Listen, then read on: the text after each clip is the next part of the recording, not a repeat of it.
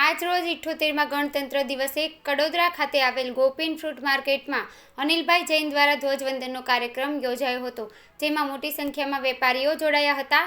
78મો ગણતંત્ર દિવસના દિવસે શહેરમાં ઠેર ઠેર ધ્વજવંદનની ઉજવણી જોવા મળી હતી।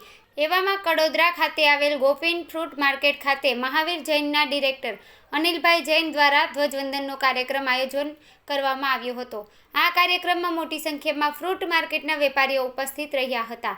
આવનારા 15/9/2024ના રોજ ગોપીન ફ્રૂટ માર્કેટનું ઉદ્ઘાટન કરવામાં આવનારું છે, જેમાં અનિલભાઈ જૈન તેમજ તેમના વેપારી મિત્રો દ્વારા આ માર્કેટના ઉદ્ઘાટનમાં સર્વ વ્યાપારી બંધુ તેમજ સમગ્ર જનતાને જાહેર આમંત્રણ પાઠવવામાં આવ્યું છે। મારું નામ મોહમ્મદ મતીન છે।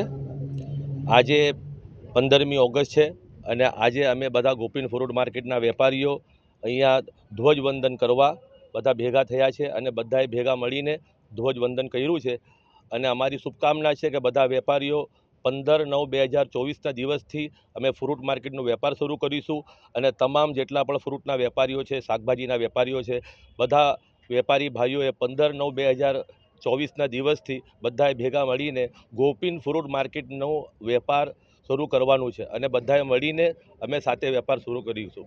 મારું નામ અનિલભાઈ લાલુભાઈ જૈન છે।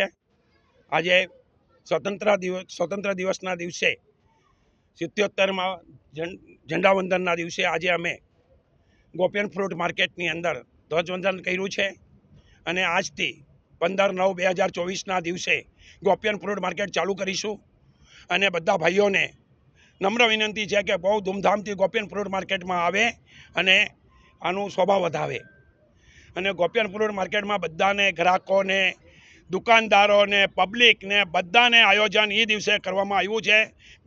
કોઈ કંકોત્રી, કોઈ સમાચાર વગર બી બધાને આવવાની નમ્ર વિનંતી છે, હાથ જોડીને।